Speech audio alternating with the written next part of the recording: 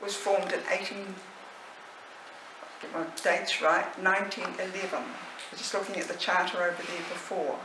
But the actual society itself was formed in 1875. So I'll use this. That's our little building there. And it's just one of our little Skype pictures. It just happened to be caught at the right moment to get that beautiful rainbow.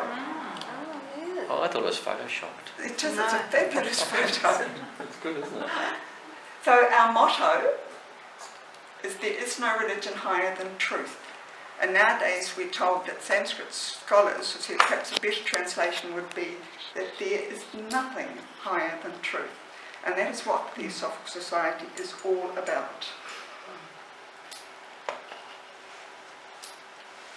It's about what the truth is. So we have here Albert Einstein, and this is going back into the late 18th century as well. So that he's asking, what is reality? What we have called matter is energy or light. This vibration has been so lowered as to be perceptible to the senses. There is no matter. So that what we're looking at, we think, that's matter, it's solid, and in actual fact, science now with quantum physics tells us it's 99.999999999% space. So it doesn't leave much for matter.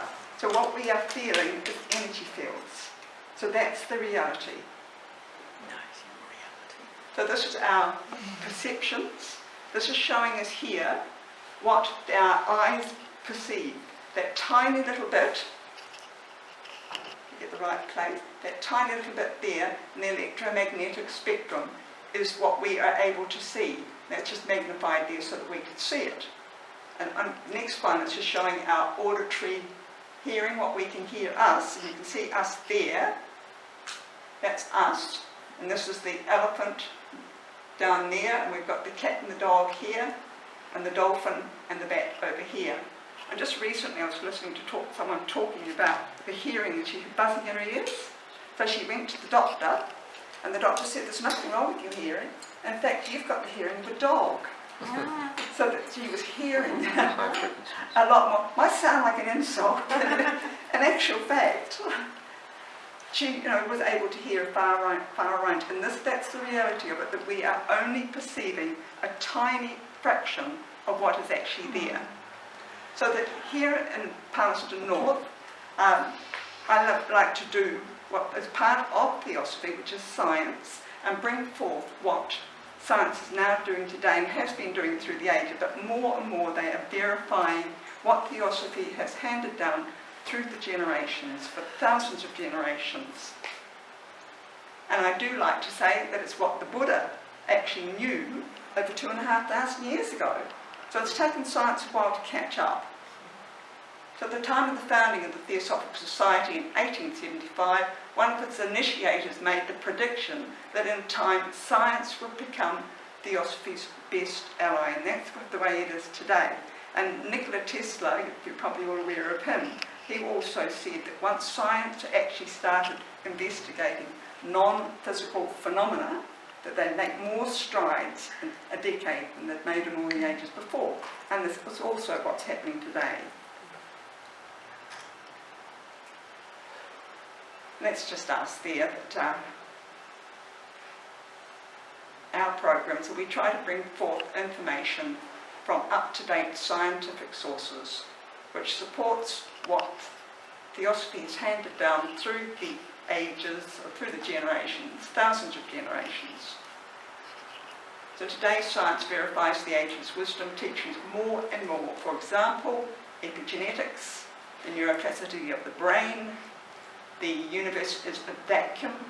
It's not a vacuum, but a plenum, the source of all manifestation. It is conscious and thinks. It's called the universal mind, the divine mind, or consciousness. It's quantum physics, biology, neuroscience, transpersonal psychology, scientific studies on consciousness, including reincarnation, near-death experience, out-of-body experiences, and these studies continue to shed light on spirituality, thus taking the mystery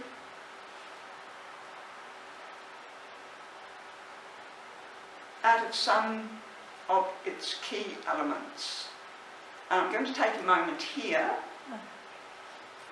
I'm hoping Balaji's patient, to point that one out there, the near-death experiences, because we have coming very shortly on the 10th of March, a lady from America, Professor Janice Holden, and she has spent something like 30 years or more than that researching near-death experiences and their effects.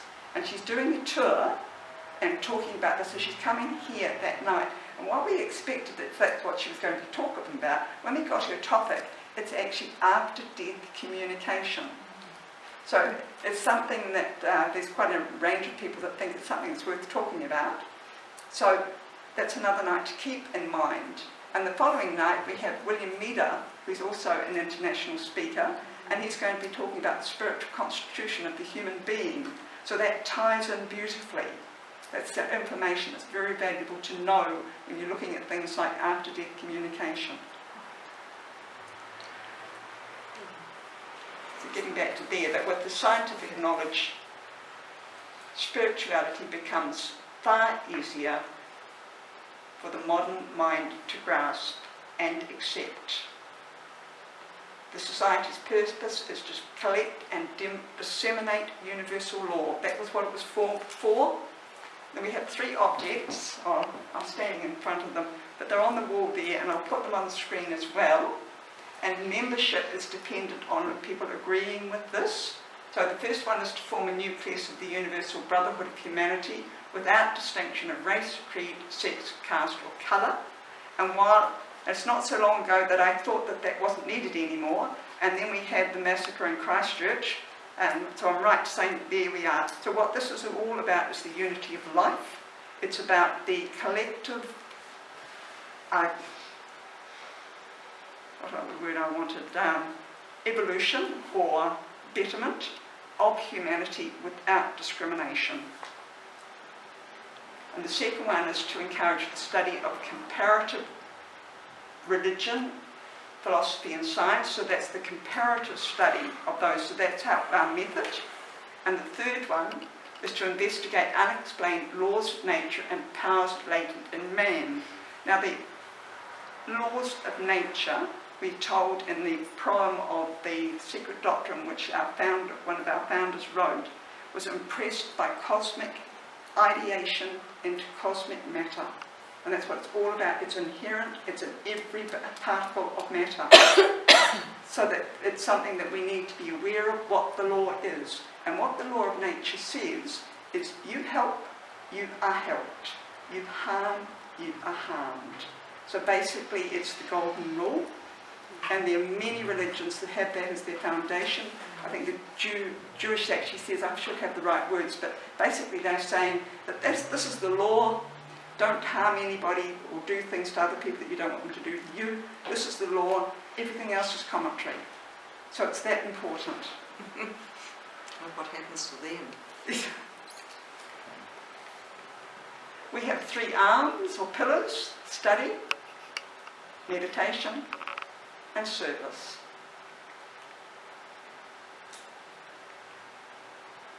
There's no dogma.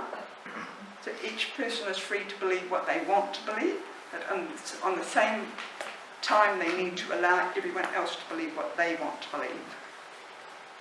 We have 3 fundamental propositions which we're asked to accept until we ourselves can prove otherwise. So at its heart, Theosophy is founded on the concept that there is a stream of life or consciousness that connects everything. Some call this God or intelligence, while others simply see it as energy.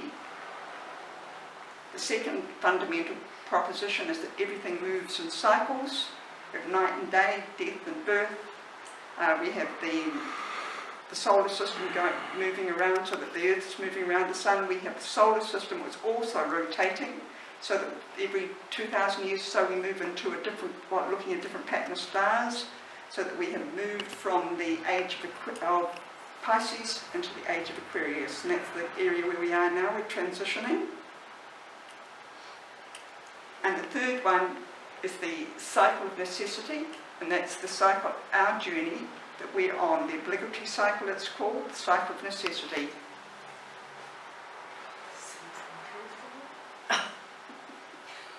So this is what it tells us about the soul of man is immortal, and its future is the future of a thing whose growth knows no limits, or its growth and splendour have no limits. And when we look at today's world and we see the tragedies that are going on in the world, the difficulty that we're all getting into with what man has done, we can see, the necessity for the truth and what we need to do.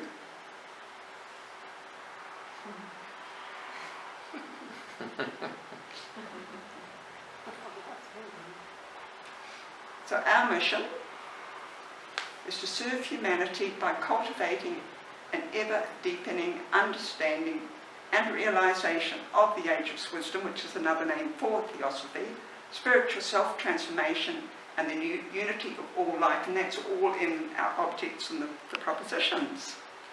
So I've talked about what's coming up. So right tonight, we'll change that over now, Balaji. I want to introduce Balaji Raju. He's in here in New Zealand studying at Massey to complete his doctorate.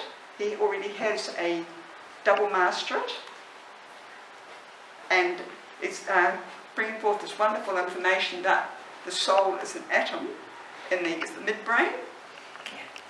He's also got a number of books, one of which he has translated from Tamil. Yes. And I see the names are very similar. Are they family, or Which one? the author or the editor of the original books? That's my mother. Yeah. All right, Yeah. thank you. Okay, so if you'd like to welcome.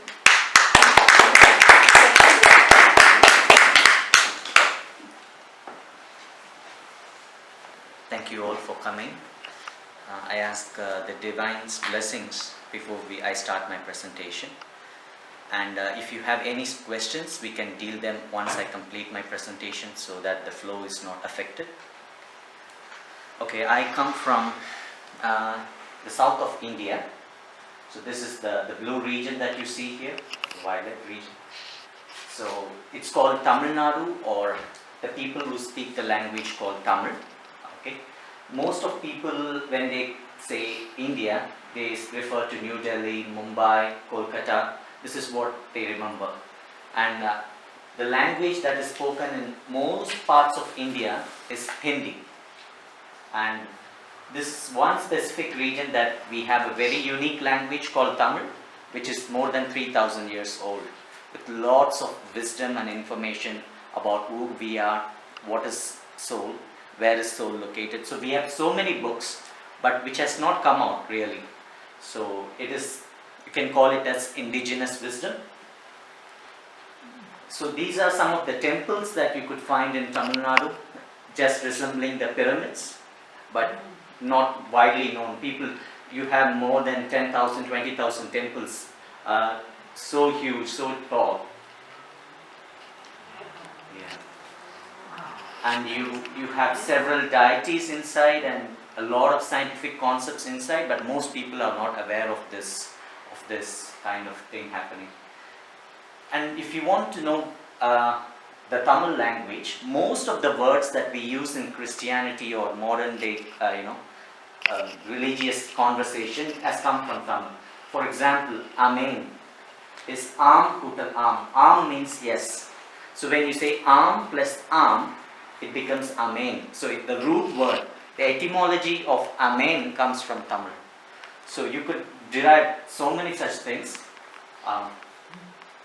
Aramaic, you would know that Jesus spoke Aramaic, and that's a pure Tamil word. Aram. Aram means truth. Vai means your mouth.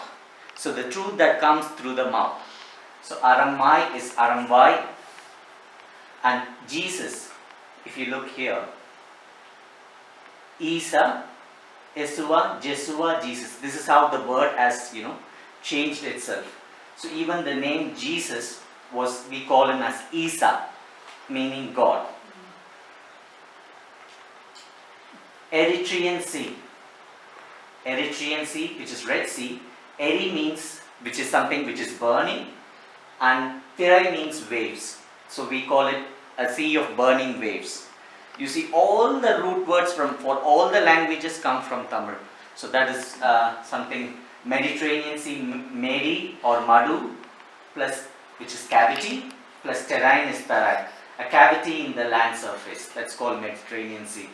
Caspian Sea, Kasappu Kadal. It's a sea with bitter taste. Kasappu refers to bitterness. So it is a landlocked water body expected to be drinkable but bitter in taste. Cyprus, Sepparai, copper plus mines. So they say like Cyprus is an island where copper was mined. So you look around the globe, you see the influence of Tamil in all parts of the world. And another thing, if you're looking into the first Gospels, Jesus spoke on the cross, Eloi Eloi lama sabachthani.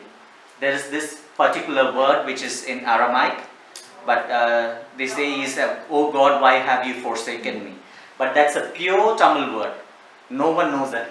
Eloi Eloi lama savaita, give me death. Savaitani, that means give me death. Eloi lama refers to teacher. Eloi refers to, oh son, my teacher, please give me death. So all these words come from that.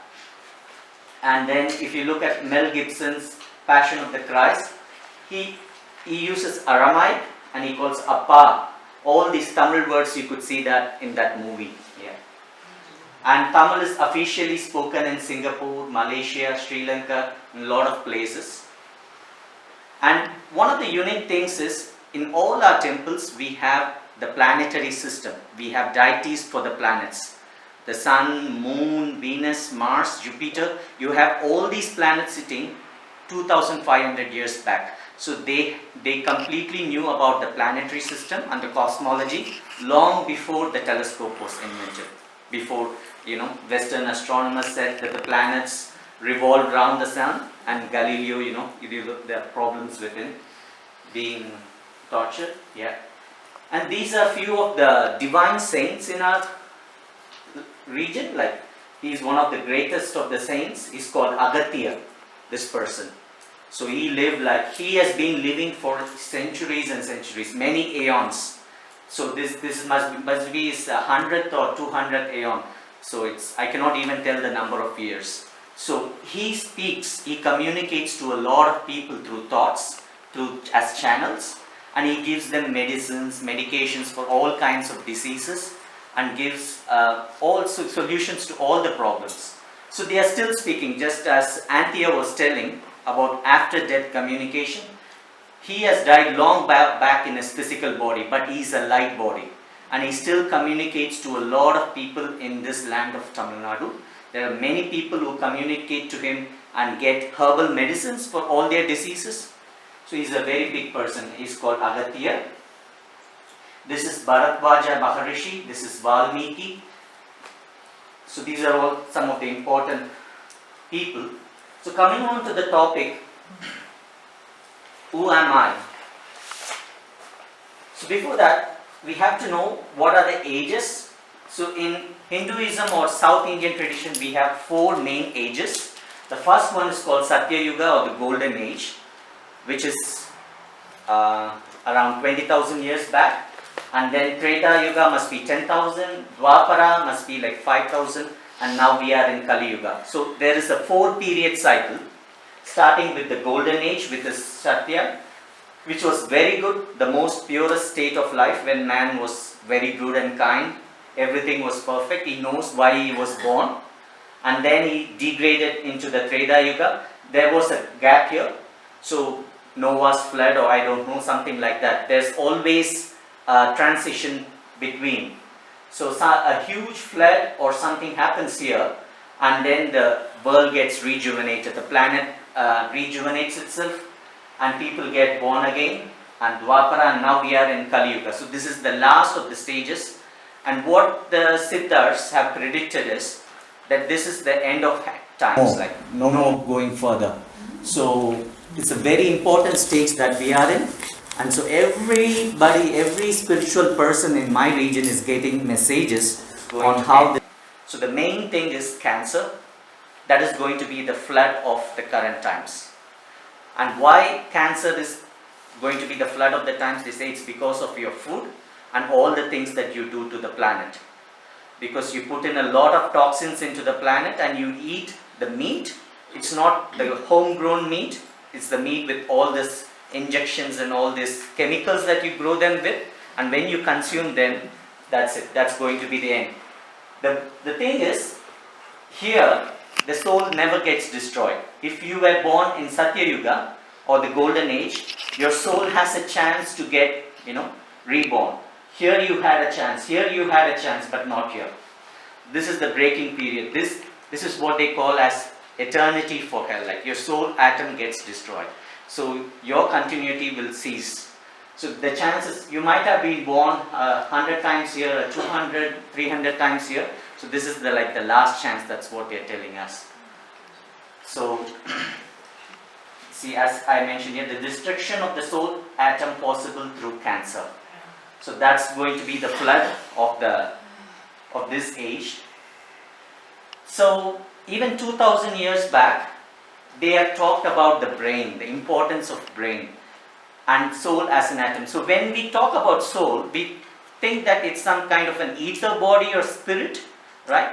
You see that in all the movies, that the spirit is just lifting up from the body and it just moves, the astral body or however you call it, just moving. But what they say is the soul is a very minute atom in your midbrain. That's what they say.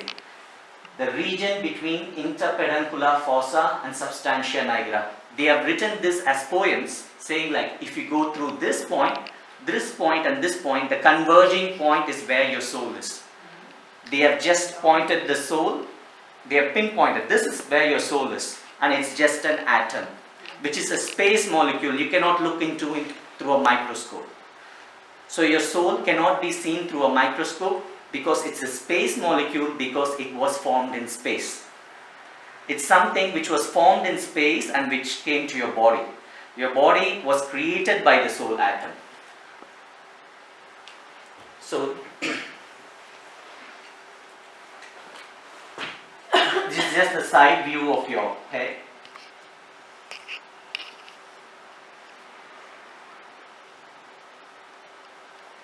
Okay. So this area is the midbrain. They also call it as the primitive brain, saying that it has no function. But what Tamil Siddhars say is this is where all the information is there. This is where the continuity is coming from. So they say the soul atom is here, right? Between interpeduncular fossa and substantia. These are scientific terms, but they don't say this, but they use their own terminology. But this is what I currently research into, where the soul atom is, how to find your spirituality, whether you're growing spiritually, which I'll come talk about later. So what they're telling is, there are 10 layers of electrons, just like a spiral, and the electrons, and this being the soul atom. Alright. See, this soul atom is comprised of mercury particles. That's what they say. The soul atom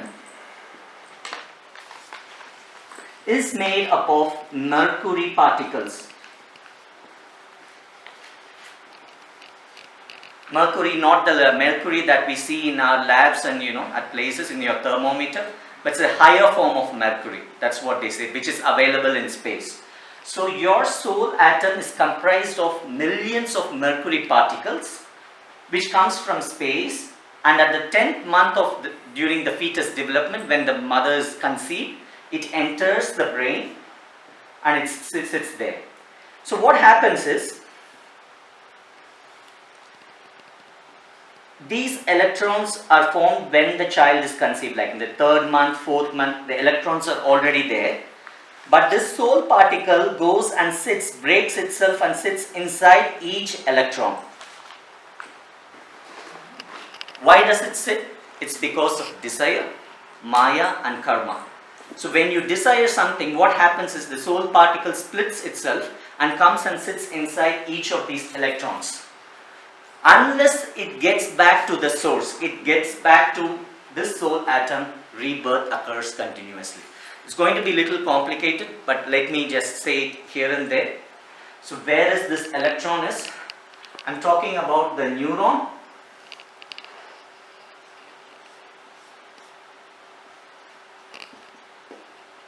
Inside, this is the axon, and these are microtubules, and which are like there are millions of neurons inside your brain, and inside each neuron you have thousands of microtubules, and inside each microtubule you have these electrons. So that's what I mean by electrons. These are the minutest of things. So you're saying that over that time of gestation, yeah, when the fetus is being formed, yeah, these electrons are formed right from the first month. It's just empty capsules sitting in your brain. But during, as I mentioned, during the 10th month of the fetus development, the soul enters the brain. The soul just comes down and sees the right place. Is this my family where I have to come? And usually the soul tries to get born in the same family tree. Right. Like your great-grandparent tries to be born in your same family. Because it's just a repetition usually, 3 times. Like after 3 generations, it's going to be your great-grandfather coming to be born into your womb. So that wasn't quite what I was going to ask. Uh-huh. So each of these electrons, Yeah. how many are there? Oh, that's unbelievably lot. Yeah. So in each one of our cells, we have one of these soul mercury particles. That's Just what I wanted. locked present into each electron. Right. So what happens is when your desire is not fulfilled, when you are covered by maya or karma, the soul particle is trapped. So when you die, it goes with its shell. It's not breaking out the shell. So it's going with its shell to the soul atom, and it just goes off the body. And due to the weight of the soul particle, it's quantum, it's very heavy, and the earth pulls it down. It cannot go to space or God. So it's just attracted by the earth's gravity, and it cannot pass the edge of space. So, and it just waits there for the right moment, and then, people pray to their ancestors. Somehow it tries to be born the next time, and it comes down again to be born. Can I ask you if it's not charged, just got a charge on it? No charges. No charge. It's just got weight on it, yeah. So why is it attracted to electrons? Yeah, you could say this is positive and this is negative. Mercury is Yeah, positive, isn't it? yeah. The soul is always So positive. why would it be attracted to electrons without a charge? Why doesn't it go somewhere else? Yeah, it's because of the charge. I thought you were talking about outside, but inside it's because of the attraction. It's got a positive Yeah, the charge. electrons are always negative, right? And the protons or the soul atom is always positive. The positive always goes towards the negative, and that's why it gets locked into it. Very true, yeah. The thing is, what they're saying is, there are 10 layers of electrons like this, and each layer is the 4 ages that we were talking. The first one is the golden age, Dwapara, Treta, and Kali Yuga. So what happens is, all the memories of your previous birth are also lodged in here. So as you work through them, are you going through those ages? So you're going through the Kali Yuga first, Yes. and moving back. So when you're getting right and close to the soul atom, Yeah. you are into the golden age. Yes. So the thing is, you will have to split out, remove all these soul particles and return it back to the soul atom. So first you start with Kali Yuga. If you were born in Dwapara or the previous age, depends on when your soul was created. So you will have to take out all the soul particles and give it back to the soul atom. So what you get, you will have to return it to the soul atom. Otherwise, you're going to be born again and again, and it's an endless process. Yes, because we are very, very fortunate to be born in the age that we are here now to have this information. Yeah. Or as I've just been saying, the science is verifying all this and making it so easier and so accessible for us. Yeah.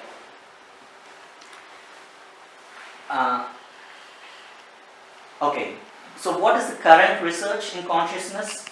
There's this guy, Roger Penrose, he's a theoretical physicist, and anesthesiologist Stuart Amaroff. They postulate a philosophy of mind that consciousness originates at a quantum level inside neurons called microtubules. So all that they could think about consciousness was neurons, and inside the neuron you have lots of tubes called microtubules, and they say that consciousness originates from that. That's all they could say. But what these Tamil Siddhas have told is, they even went deeper inside the microtubules, and they are talking about electrons to the smallest of levels.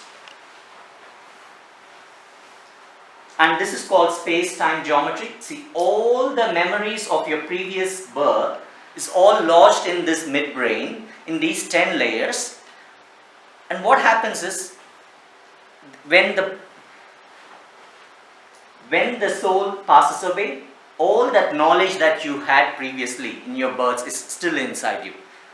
So you're carrying all that information. Only thing is you don't realize. So if you were a physics teacher in your last birth, you have all that information. So all that knowledge that you had is within you, in this space-time geometry, inside your midbrain, unlocked. That's the problem. It's all locked. This by itself is a very big topic, but I'll tell you what they tell about how the soul is formed. This is just like the genesis, or what you can call the creation theory of Tamils.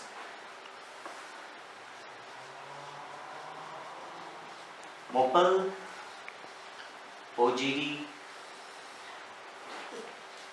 Milky Way. So what they're saying is, millions of years ago, there was just emptiness, vast empty space of electromagnetic energy, like this magnetic energy pulling each other, and this is called maximum. This is what I coined it in English for the English audience, but they have their own terms for this. They call it Vettavedi, but I cannot put Vettavedi, you would not understand. This means maximum outer primordial empty space limit. This is just the maximum space limit. So that's where everything started. That's what they say. They say positive and negative, as she was asking, like all these combined together, right? And all this energy, magnetic energy, comes down, and this is the source of brain. All this energy comes down, and this is where the other galaxies are, and these are spirals. As they pass through the spirals, mercury particles are formed. These mercury particles club together and form the core of the sun, and each one, and then Big Bang happens. They talk about the Big Bang, and all planetary objects form, and the layers of the sun form. The sun bursts, the planets form, all the particles are here. Soul goes inside, the particles join and come out. So what they are trying to say is, the soul particle was formed in space, in the outer space. Due to all those compressions, they come in. Okay, see here. Soul, body, brain, the maximum outer primordial empty space limit.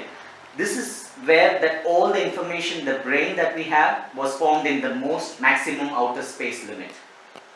And then outer galactic disk is other galaxies. And IV is the last one, intergalactic vortex spirals. They say there are many spirals between the outer galactic disk and our Milky Way. And all these compressions create these mercury particles. And these particles form into planets, which form into soul atoms. Contains our soul. Okay. This is one of the books released recently, and a very important concept that we are going to deal with is Maya, Karma and Ego, the three stools which block the neurons and obstruct the blood flow in the last three outer spiral circles of Kali Yuga in the midbrain. So what we are going to talk about is the last three circles, the Kali Yuga circles.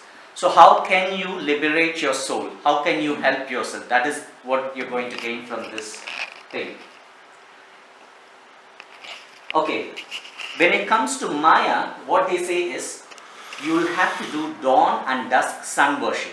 You know, when the sun is orange in color, that is the time when you get up, take some water, put it on the ground, and then pray to the sun. Because the sun, inside the sun is the magnetic part. Sun is hot, but deep inside its core is where God is. That is the location of God. They even have said where God is located. Precise location of God. God is that big particle, or the God particle is inside the core of the sun, and our soul particles have come from Him. That's why we are called sons of God, because we have split from Him, and that's the soul particle within us. So the first thing is, if you have to get rid of Maya, Maya is, you know, is illusion, right? All that you see around is illusion, that's what they say. So the first thing you have to do is, like 6 or 6:30 when the sun rises, you will have to worship the sun. Just pray to the sun, please remove all my Maya. And the same during dusk, which could be 5:30 or 6 in your place, you pray to the sun, and you do this for 48 days. This is the technique that they prescribe. And it's very powerful on a full moon and new moon day. When you practice any kind of such practices, it's very powerful. And another thing, apart from worshipping the sun, is thanking your parents and giving back their soul particle. Actually, inside your eyes, you have the soul particle of your parents, which comes, you know, genetically through them. So you have to thank your parents, even if they are not here, if they have passed away. It's very important that they say you thank your parents by closing your eyes and then telling, please take away the particles that you gave to me. You take it back. So by saying this, you're going to get rid of your Maya in 48 days. But it has to be done sincerely.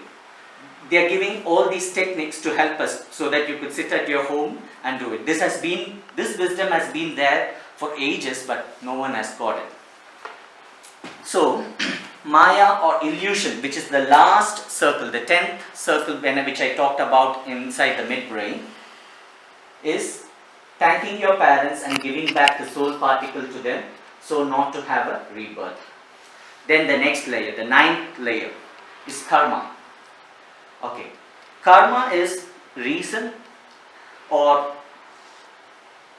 it is not just the actions, like you hurt him and that's karma, but you also realize that you have done something wrong.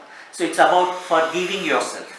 It's not about him forgiving you, it's about you forgiving yourself, so that the memory gets erased. So that's what they talk about karma, and they give a thought process. What they ask you to do is, just sit in your house, close your eyes and imagine a big ocean right in front of you.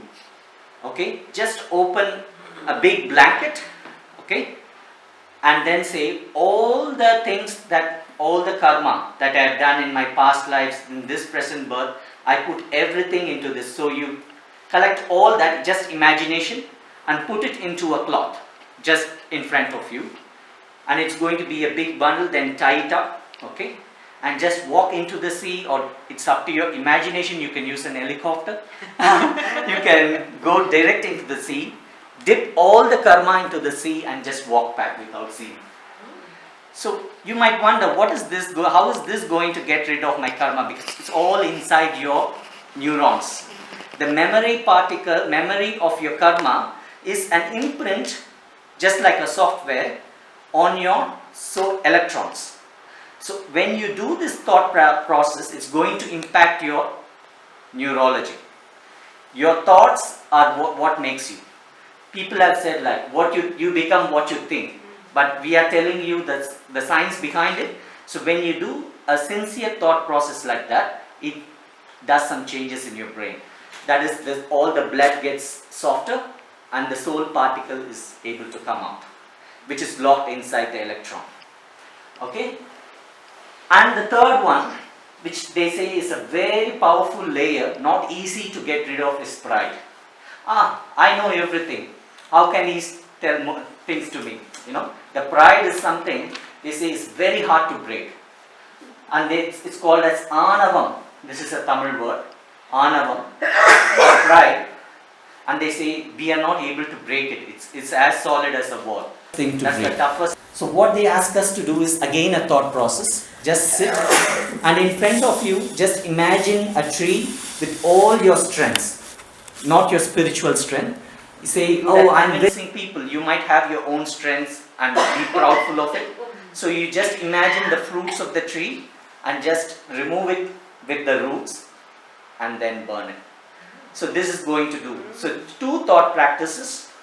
One is removing karma and anava, and maya is thanking your parents, and possibly you can do an ablution to their feet, washing their feet through your imagination. Everything is through your imagination. So all these simple techniques will help you to remove the three major obstacles of Kali Yuga in your brain. Okay, this is so what happens is, when the soul particles are released, the electrons transfer the knowledge to the soul particle and it reaches. Electrons are created due to, okay, this once. Alright. So, what happens in our region in Tamil Nadu is we give something called initiation or Diksha. So, in case you are able to come to India for some reason, you can take this. Diksha is nothing but initiation through a guru. Okay? T means fire and Aksham refers to our eyes. So the guru, just by looking at your eyes, can just remove all these three kinds of impurities within you. So this implies the process of initiation from a realized Sadguru to induce the divine fire in our eyes. So the beauty is, all these three things which I told you, which is in the midbrain, is also in your eyes. And this is where my research is also going. So if you see, if this is your eyes, this is the retina, and this is fovea centralis. They say there are three kinds of layers. This is the optic nerve. These are the two eyes. Maya, karma and anava or pride. And this is your left eye and right eye. So the easiest way is, because there are thousands, millions of electrons in it, just by thought practice sometimes you are not able to completely get rid of everything. So what happens is, when you get an initiation, just by looking at your eyes, the impurities inside the eyes, which is like the foundation for this. It's a very deep science, which is beyond the scope of this lecture. The electrons that I was telling you in the midbrain, the foundation for that is in your eyes. So when he clears it from your eyes, there is no reason for the particles to be lodged inside the midbrain. So if you break the foundation, so the soul particle will not be locked. It's just go back to the soul atom. Alright? So Diksha is something which happens a lot in Tamil Nadu. A lot of places the preachers give Diksha. And this is one of the deities, Arumuganar or Muruga, who helps in giving these kind of Diksha. He teaches us a lot.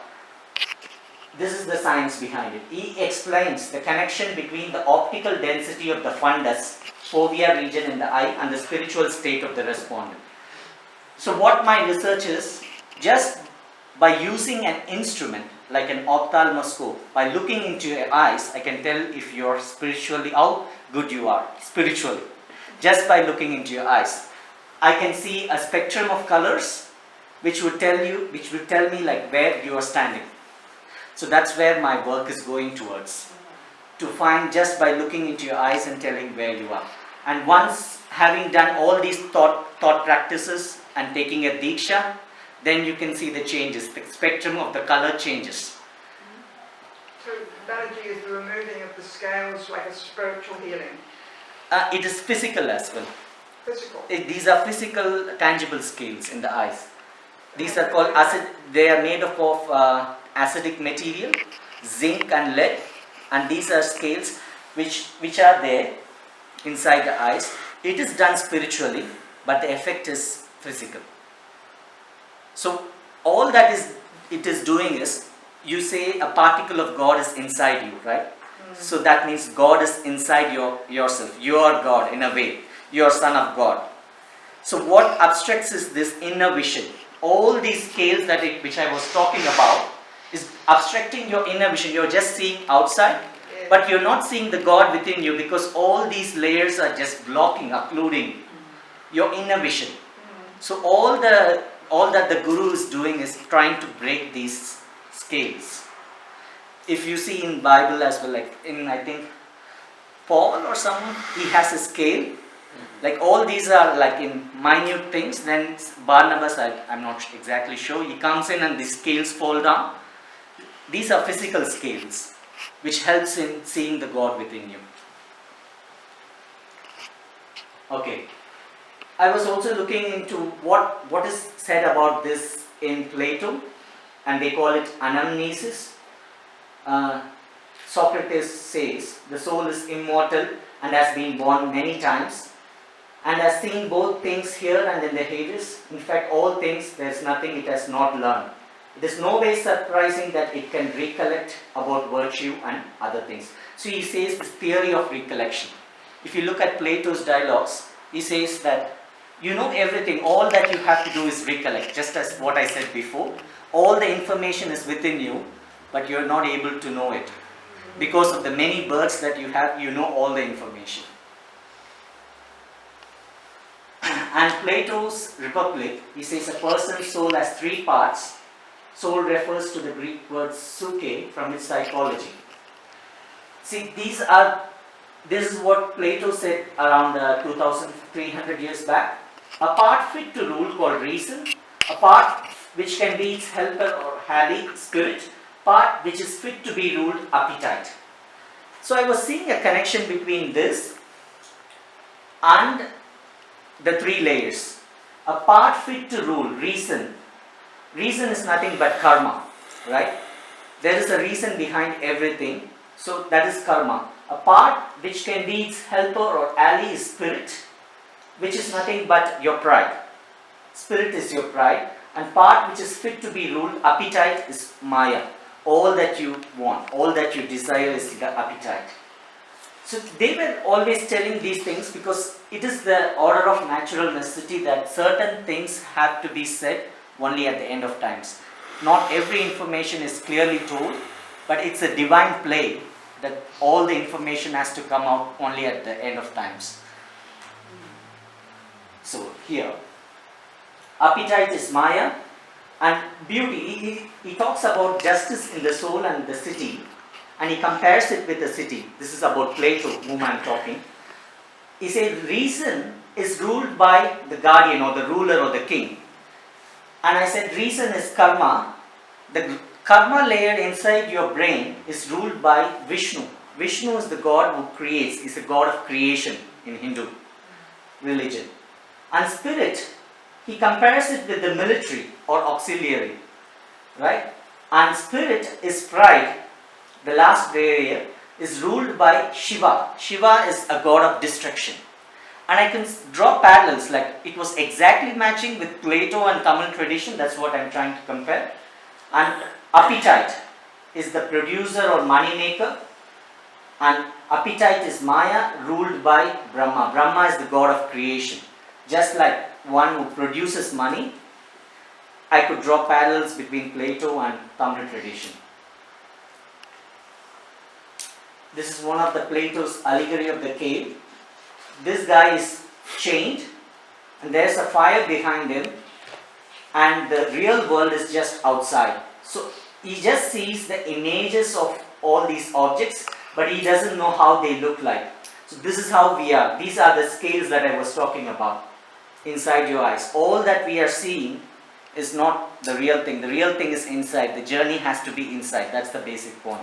Because we are just looking at the outside and traveling out, the real journey towards enlightenment is going inside us.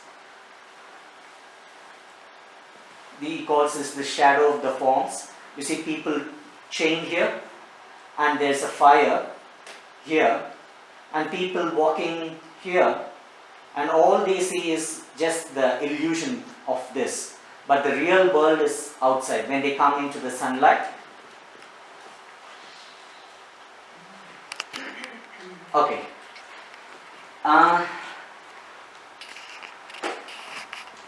From the organization where I come in, the main purpose of, I come from a temple called the Wisdom Temple, where my mom is a guru, Sadguru, and we give soul liberation there. And soul liberation is just an event where the souls travel in a light bridge. After all these layers are removed, the soul travels to the God, sees it, gives its account and comes back inside your head. And there is another higher being who is inside your body at that time. Just protecting your body is just a 30-minute event. And that is the purpose of the temple, is soul liberation. So what we teach after the soul liberation is this meditation technique called quantum entanglement meditation. In Tamil it's called Vettaveli Dhyana. All they have to do is, just before sunrise, they have to sit and raise the soul within them to this part.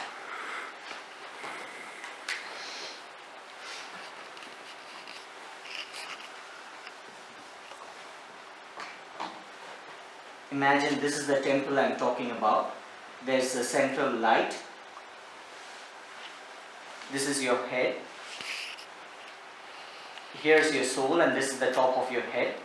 So what happens is, during this process, as I said, there are many millions of mercury particles.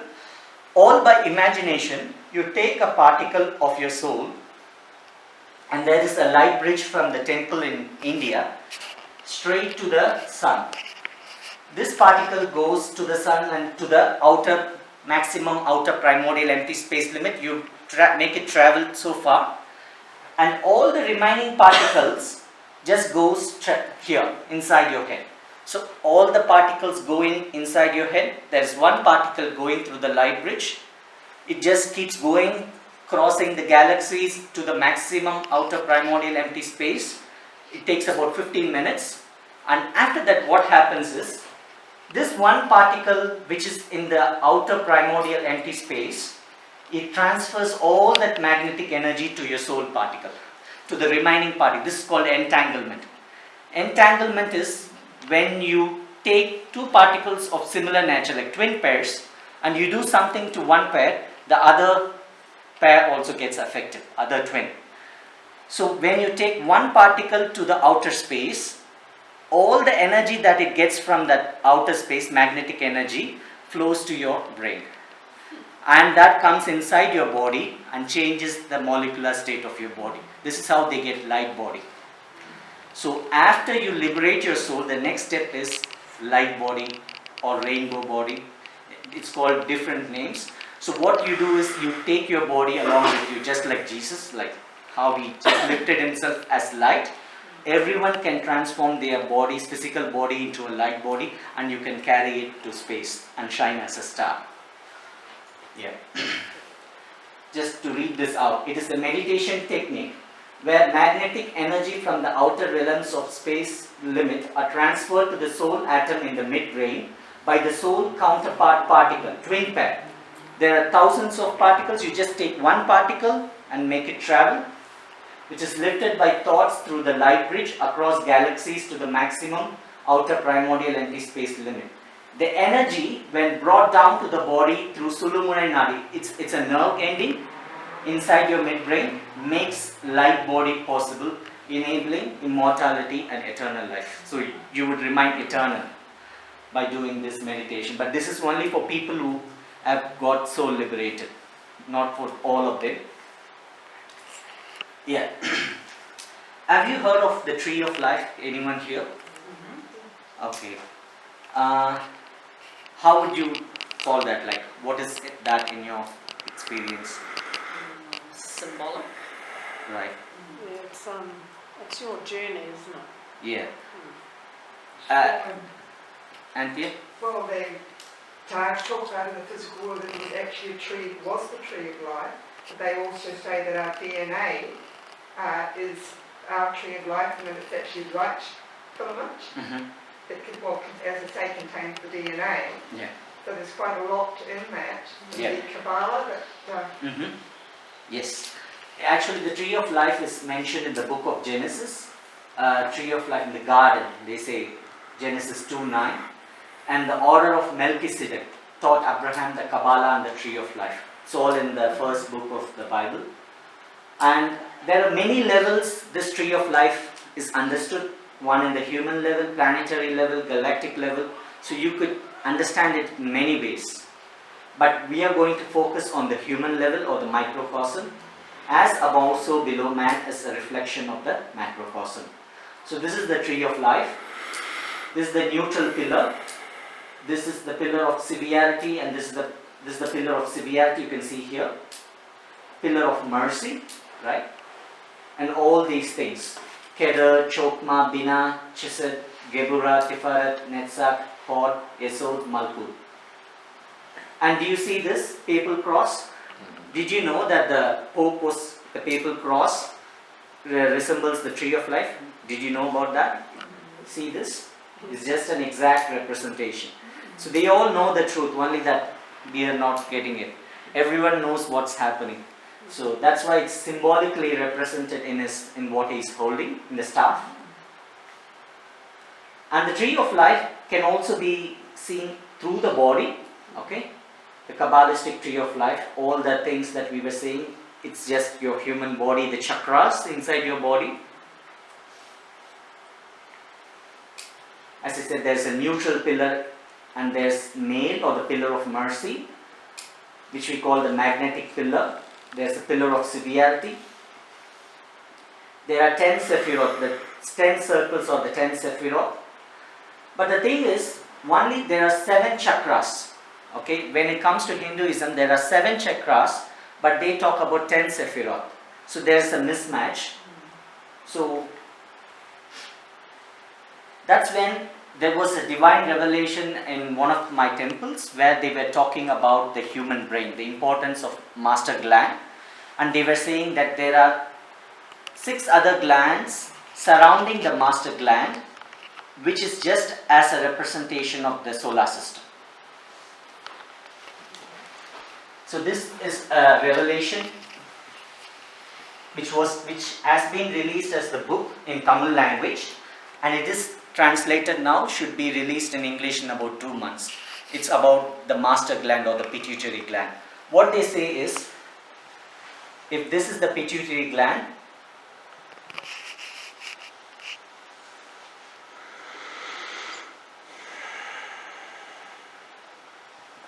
they are talking about 6 other glands in the human brain, which is just like a representation of the solar system. Just the pituitary gland is the sun, and then you have Mercury, Venus, Moon, Jupiter, Saturn, Mars, Jupiter and Saturn. This is how they say.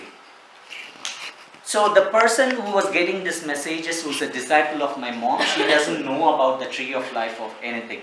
It was a divine message containing 48 chapters, and she was writing about all these locations inside the brain, like how it gets the energy from the sun, how it goes to the pineal gland, soul atom to pineal, to pituitary, and to all these unknown glands. These glands are not known to modern day people, but they talk about these glands which are inside your brain. All that is known is about the pituitary.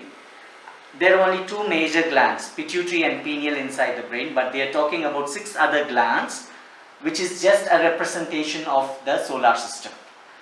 So what happens is, all that energy that you get from Mars and Jupiter and Saturn comes inside your brain, and that's how you get your fuel. It's not through what you eat, but from the light energy that comes from the sun.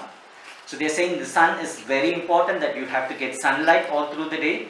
There are 60 types of energy coming from the sun, and it is the food for your soul atom. And the soul atom passes it to the pineal gland, to the pituitary, and to all the glands. And I was looking into this tree of life, and it exactly matched all that divine revelation that they were telling. So I was wondering, Kabbalah, then just as I looked into the word Kabbalah, Kabbalah in Tamil means the skull or the brain, your head. Very direct meaning. There's no confusion at all. Kabbalah is actually a Jewish word. Okay, it's a Hebrew word, but in Tamil language, Kabbalah is a direct word for your skull. So they had never talked about the human body, the chakras or anything. All they were talking about is the codes inside your brain. All the glands inside your brain activated and how your body gets the energy. So this 48 chapters is like a great book which I cannot explain in this at this time. But it exactly matches all the details of all these 10 Sephiroth. Okay, Bina represented Saturn and it has connection with the chakra as well. It Chesed refers to Mercury. So the whole point is all these Sephiroth refer to the brain or all the glands inside your brain. And this is in the Bhagavad Gita. Lord Krishna gave a spiritual discourse to Arjuna in the Bhagavad Gita. He talks about the tree of life here. So the tree of life is also seen in the Bhagavad Gita. In the Upanishads, the tree of life is again mentioned. Alright? This is current spirituality, you know. Even this information is not known to many. Okay, about the chakras and the tree of life and how it is mentioned. This is what is current esoteric knowledge, like secret knowledge as of now. But what I am telling here is never known to anyone. Like it's all in the brain, it's not in your body at all. All the 10 Sephiroth is just a pictorial representation of your brain. The energy centers in your brain, how it receives the energy and gives the energy to your body. And this is the traditional chakras, the Sahasrara, Agnya, Vishuddha, Anahata, Manipuraha, Swadhisthana and Muladhara. So these are the chakras which they were telling, okay, it might refer to them, but it's far more than that. And these are the colors. Each Sephiroth has its own color and it's got its own smell and everything. Yeah. The 6 glands of the master gland in the brain. So this is the book that was released in Tamil. It's going to be released in English language. The 6 glands of the human brain surrounding the Pituitary Gland is a perfect manifestation of the solar system, the macrocosm. All that we are saying is what is in the space is just a minute, is a carbon copy inside your head. And your brain was formed in space, so all that energy is inside. Everything is just inside your head, nothing below. All that is important is in your brain. Yeah. Can I just go back? You know how you have that soul release and you get the particle transferring energy back to your body? How does that relate to cancer? And do people that do that have a better chance of having studied the effects on cancer? Yeah, what they are saying is it's going to be brain cancer because the blood is going to coagulate, it's going to thicken when you eat non-vegetarian food or all these kind of, what you can say, processed food. What they say is the soul particle cannot liberate itself and it's going to get thickened and the entire electron is going to be toxic. It's going to grow toxic and then the cells will multiply and yeah. But you know how you said when you have a twin thing, one goes out and transfers the energy back, that's only for people, your body yeah. Get rid of cancer? That is for people who have soul liberated themselves. That's this entire different process. Like I was talking about Diksha, right? Like to remove the scales. So after that there is a process called soul liberation. It's just like a baptism event. It's an event which happens, but it is where you settle the accounts with your creator.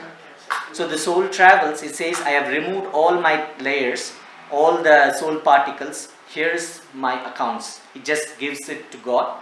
And God says, okay, you go back to your body and be there until you die. So that is a meditation technique which happens after the soul liberation event, or you can call it emancipation or salvation, whichever way you can call it. We call it liberation, soul liberation. The distance between the sun and the planets correspond to the distance between the master gland and other glands. So what they say is this distance, they have mentioned the distance, it's exactly in match with the outer space, just a ratio of that.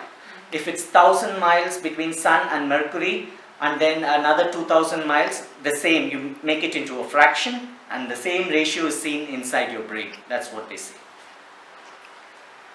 So this image is not clear, just hand drawn. This is the master gland or pituitary. This is the moon, Venus gland, Mercury gland, and this is the cerebellum or the little brain, Mars, Jupiter, Saturn. So they're saying all these glands are there. And I had a discussion with one of the medical doctors, and he said like this could be this kind of, they don't call it glands, but he kind of could relate it to a lot of terms that he had studied in the past. So he said it's very much possible that all these secretions happen inside. So this is also part of my research inside the brain, not only the eyes, to really identify where these glands are and to bring it to the scientific world. The sun, its energy comes to the soul atom. From the soul atom it goes to the pineal gland. Pineal gland has another atom called single atom, which is beyond the scope. So the energy from the sun goes to the soul, to the pineal gland, comes to your pituitary. Pituitary is not just a normal gland like adenosine and all those things, but they talk it in spiritual terms.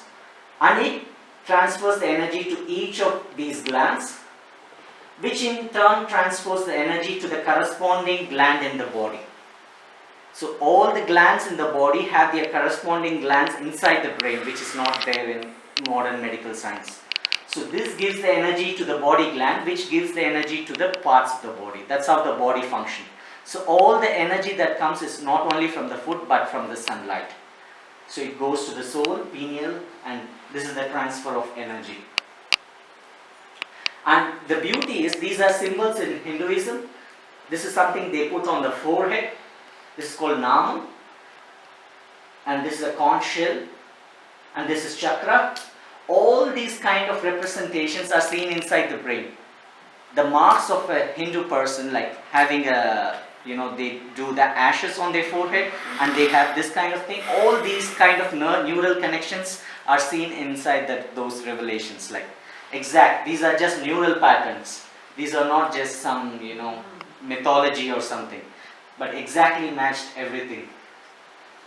This chakra represents that all the 6 glands, they were exactly in the chakra formation.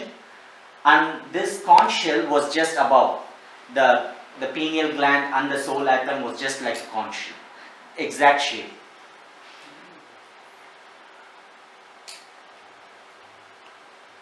This is just normal science, like about the chakras and the sephiroth. Each sephiroth corresponding chakra. But yeah. And blue pearl. This is King Ludwig II and the blue pearl.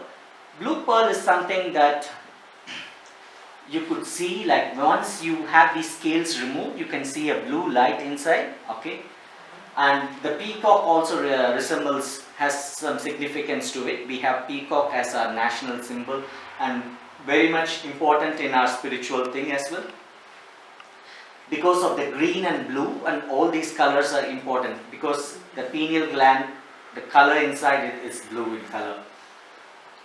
The codicia symbol, the symbol of the medical doctors, is again a representation of the tree of life. You could see the pillar, the neutral pillar in the center, the pillar of severity, and this one. Yeah. And sunlight. Okay, sunlight, what they tell is, sunlight has 5 elements: space, fire, air, water, earth, combined with 4 minerals: mercury, copper, gold and silver. And there are 3 energy waves: magnetic, electric and toxic. So 5 multiplied by 4 into 3, 60 types of energy from the sun coming in 60 naligai. Naligai is a Tamil term. 1 naligai is 24 minutes. So every 24 minutes you get a new type of energy from the sun. That is the main thing, what they said. Every 24 minutes you get a new type of energy from the sun. And what they say is, if you say a specific ailment, okay, I'm having arthritis or I'm having a skin problem, then the Siddhars prescribe a specific time in the day and they say you go and stand in the sun. All that is what they say. There are no medicines for certain things. They just say you just go out and stand in the sun from 3 p.m. to 4 p.m. That is the time you will get this energy and you will be cured. So because this combination of all the elements and minerals, these minerals are all present in the sunlight. So when they combine with all these molecular elements, through 3 kinds of energy waves, magnetic, electric and toxic, they create 60 types of energy, which happens as 60 times in a particular day. How would this relate to the astrology of the idea that the sunlight's passing through Mercury or a particular, zodiac sign of when you're born? So would that relate? Exactly, Is there a correlation between that Yes, as well? astrology is in a lot of ways directly related. I was telling all the planets are inside your brain. So all the waves and the planetary movements has its corresponding effect inside your brain. Right, so that would have something to do with these 60 different Exactly, types of... like because Mercury comes from Mercury planet, copper comes from Mars, gold from Jupiter, silver from Venus. Each planet has its own mineral element, but Sun has everything together.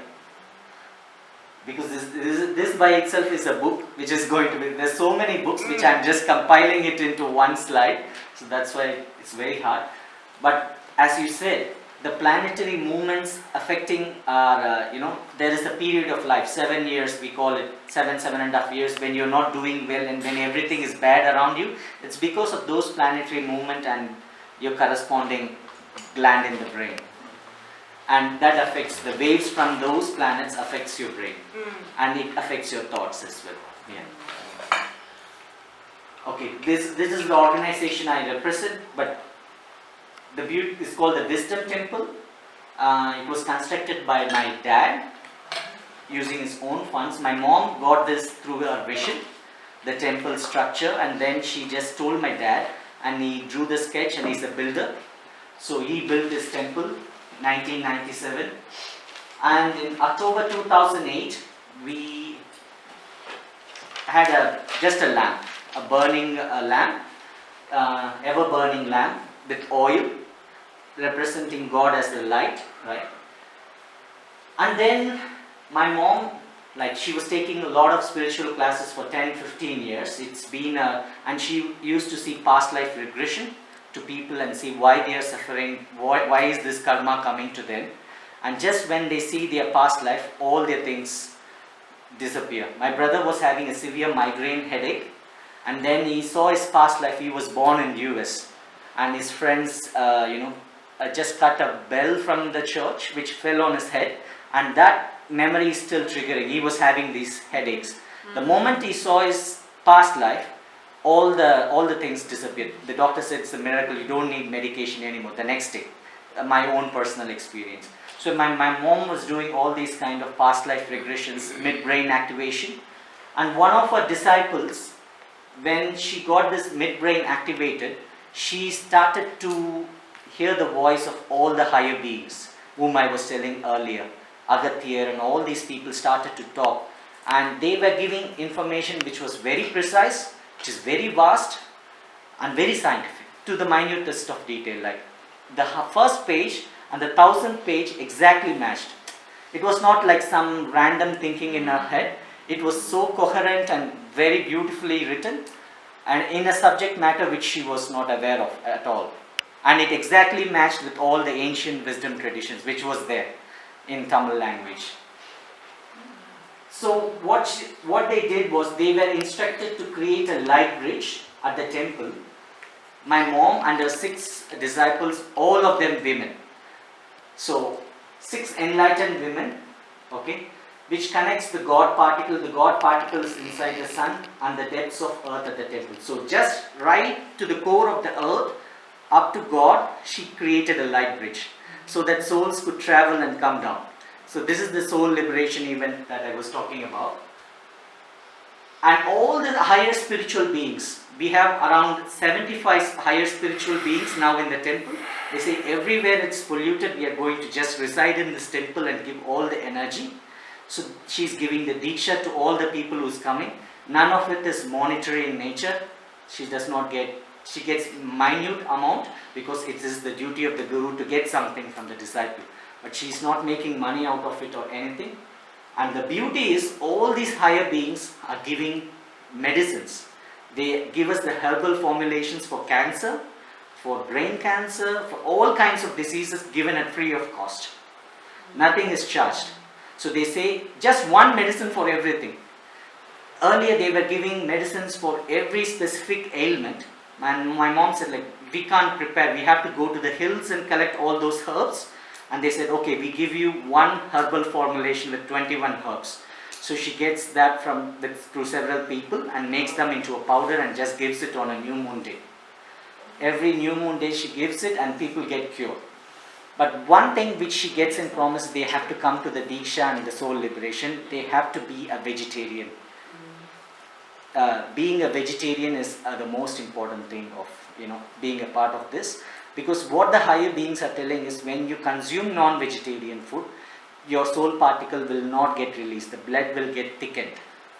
So there's no way your soul particle will get released if you're going to consume non-vegetarian food. So that's the one constraint they have on us. Yeah. So this is the temple I was talking about, the central lamp. This was lighted in 2008. It burns all the time. Oil is always poured. This is the temple my dad built. This is the structure, just circular in nature, with the lamp in the center. So things before that, this should be fine. As we discussed, the main thing is dawn and dusk sun worship, things that you could do when you go back. Like if you get up early in the morning, 6 o'clock, you see the sun. It's the time you get more magnetic energy from the sun. So dawn and dusk sun worship is very important. Please avoid non-vegetarian food. I think just 2 days back we got a message, they say it's better to be even vegan. Not consume milk in a sense. What they said is if the cow is, you grow it in your home or you have it as your own, you feed the cow, then it's fine. But all the cow is fed and all that things that you give to the cow, even milk is getting poisoned, that's what they say. And they say cow's milk is the best milk than any other animal. They say cow's milk is as good to the humans. As long as it's raw. Yeah. And we practice the thought processes to remove Maya. Maya is about thanking your parents. Karma is, as I said, you just sit in front of, imagine a beach in front of you, you put a cloth, put in all your things, karma, just load them up and then dump into the sea and return back. And pride, again, just imagine a tree and it's with its root, and then you're just removing the tree and burning it or cutting it, depend all your imagination. And this is the website for our temple back in India, enlightenedbeings.org. Just in case you're coming, you can have a visit. All these techniques is something that you could do from your home. That's the whole point here. Any questions? Balaji, have you heard of the Akashic field? Sorry? Have you heard Akashic? of the Akashic field? Akashic field. Akashic is cosmology. Yeah. No, I just wondered if any of that with karma was involved. Oh no. So when you're saying you're doing research, Yeah. From what perspective are you doing the research? Okay, I do my PhD in management in Massey. Yeah, management, I do the spiritual well-being of employees. That's the topic. An exploration into the spiritual well-being of IT employees. IT is a field where you are in the other extreme. So much into Maya, so much into the materialistic aspects. So I'm just trying to see how spiritually good they are. This is into the management research. But all this research that I was telling about the eyes, an instrument to look into the eyes, to study the brain, is what I do back in India. It's not what I do at Massey. There's no facility for that here. No. But what I do at Massey is in a way connected. Like once I do something there, that would add on to my research here. But that's not the primary research I do at Massey. Right. What about Kundalini and the purple light and Earth Mother sort of that's supposed to be coming up in the new millennium, isn't it? Kundalini, yeah. Earth Mother, Yeah. purple flame. I think there's 3 aspects to it as well. Yeah. That Trinity thing going Yeah. on. So what you were speaking to us tonight about, where did the original ideas of all this come from? Are they in some Vedas that are like 50, 60, 70,000 years old, or It or must has it be been in channeled? Or? Yeah, it must be in all the Vedas. There are 4 Vedas: Rig, Atharvana, Yajur, and Samaveda. So It do is they the- have some particular to that region of India that you say Yeah, you what come I'm from? saying, but the location of the soul or the importance of the birth is very specific to the region I was talking about, the Yes. south of India. Right. Yeah, and they have so many books which are dated 2500, but due to some reason we were suppressed. The information is just inside. No one knows about this information, but they have very ancient wisdom, and which has been in books for a long time. Yes, but One- of course a lot of them aren't translated, aren't they? They're still in the Sanskrit, so... Yeah, because when they think about India, all that comes to mind is Sanskrit and Hindi, which are very Yes. close, but Tamil is entirely a different language. Right. It's totally different. Also, most of the Germans and foreign researchers, all they are looking into is Sanskrit and the sounds of Sanskrit, but Tamil is an entirely different domain, different language. Right, and so are there Vedas, etc. in this Tamil? Oh, Tamil, we have lots of them, lots of books, wisdom books. Right. And they talk about the soul. They have been talking all this while about that. No one really took note of it. And where would these books be, or would they be parchments, or what? Very clear bound, neat books.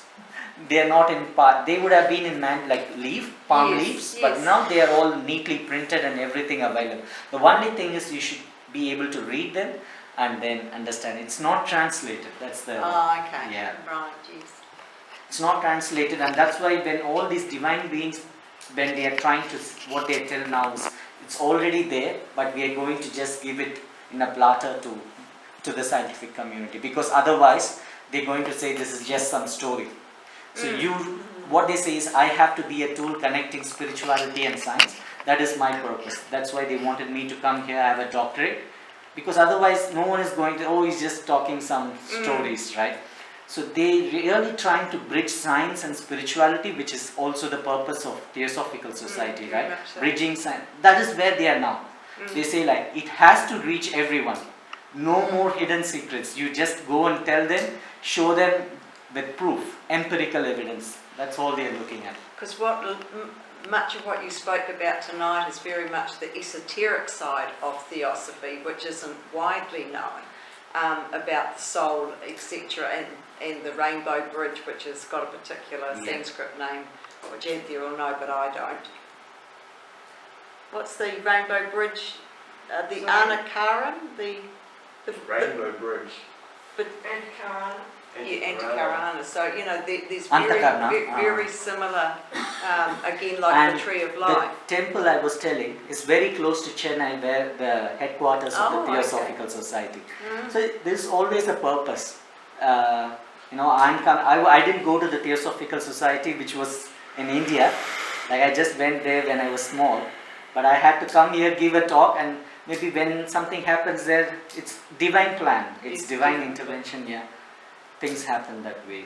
What about the second coming and like the end time prophecies that were sort of right manifesting next couple of months are going to be quite horrendous? Yeah, they are actually, according to them, the golden age has already started. Yeah, but the destruction is also going to be severe. One is people, every household. That's what they say. I don't wish it to happen. They say every household is going to have a person with cancer. That's what it's going to be as widespread, just like the corona. Everyone is going to get it, and all That's these 'cause we eat people food that's making got money out oil. of it, or hospitals, with all those therapies, making money. That's why they wanted to focus on the medicine part as well, which is given free at that temple. Like, if you know someone suffering from any severe cancer, you could refer them there. Apart from the flight cost which they have to pay to come to the temple, we charge nothing back there. There's no charge for the medicine. All that they have to pay is for the flight charges. Within our DNA, they say there's antiviral codes and stuff. You could access them and switch them on to actually, give yourself an immunity that's already you already have within your own DNA. Yeah. Any other questions?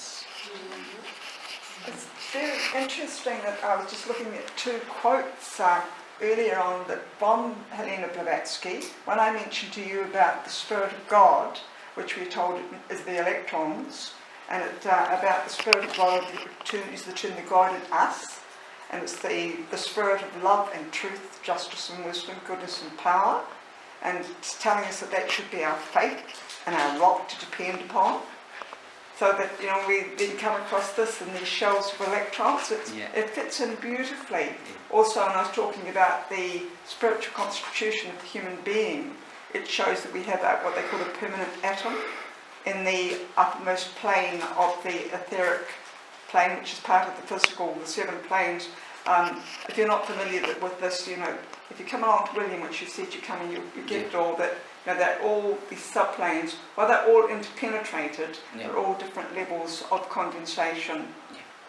And the other one was the tree of life, that Madame Blavatsky says that the tree of knowledge, which is what we are looking at here, which is the knowledge of both good and evil, can only survive or only thrive when it grows out of the tree of life. So it's, at the beginning of that, I didn't actually know what the tree of life was when I came across the Theosophical societies. So it's now, to have it compared, or to know that it is that Kabbalah and that it's actually our DNA, and that's our job to liberate it and form that tree of life again for ourselves. And during talking about the soul, when I was talking about earlier there, saying about the cycle of necessity, which is the evolution of our soul, the unfolding of consciousness, and that's what the evolution all is about. I gave you the first one about the human soul that is immortal and has the future growth and splendour that is limitless. And the second one there is the life force within us also surrounds us, but is so subtle that we cannot see, hear or smell it. Nevertheless, it can be perceived by those who desire its perception.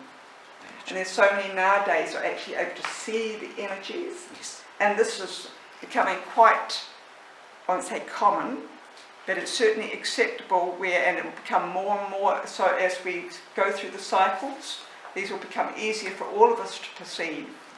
And the third one says that we're responsible for our own lives, for the rewards and punishments that life may bring us. So thank you very much. Just one final thing, I was talking about the 3 things, Maya, Karma and Pride. And what they say, these are all big books in Tamil language. What they say is there's one neural connection from pride straight to the soul atom, and that is love. Like if you could just shower your love to everyone, all your particles will get split. To your children, to your parents, unconditional love. That's what they say. That's the power of love. That's why Jesus, when he sacrificed his life, the symbolic message is like, if you could give your life to someone, if you could have that empathy within you, you are just so liberated in fractions of a second. So love is a very primordial thing that they talk about. As you get rid of Maya, Karma and ego, love is a very important thing. With your children, with your parents, with everyone. It's much easier to do when you've got the knowledge of what's going on in there. Because the problem is, everyone is becoming atheistic. The problem is they don't even believe there's a soul. So the existence of the soul is the very foundation for whether you're being a Christian or anything. Otherwise, you're not there, right? So this is very scientific. Like if you know the soul is an atom in your brain, then everything falls in place. That's the whole. You need to tell us what to say. Isn't it ideas like love, like the earth, or love, divine energy, everything to a material human? If you love a human thing, that's opposite to soul. Well, what Theosophy will say is that is a connection. There's the physical and the permanent there, that there's much, much more to our souls, that they are enormous. I wish I had the slide there, but I show it sometimes. We're showing our aura. We're standing here in our aura. Most people are sort of within arm's reach and a bit above, around, and they show that our heart, or Buddha, and their auras are enormous. I think the Buddhas went on something like 8 or 9 miles or something. Yes, Yes. and that is the evolution of the soul. Yeah. That's why he said desire is the root cause of all evils. Because when you desire something, your soul particles has to come inside the electron. It's, as he said, it's in the top. So when you desire something, a particle comes and gets lodged inside an electron. When you want a car, when you want this, that, it's not good or bad, but it's going to cause you births. So that's why he put in just one single line, desire is the root cause. Is one of the regulators of desire like discipline?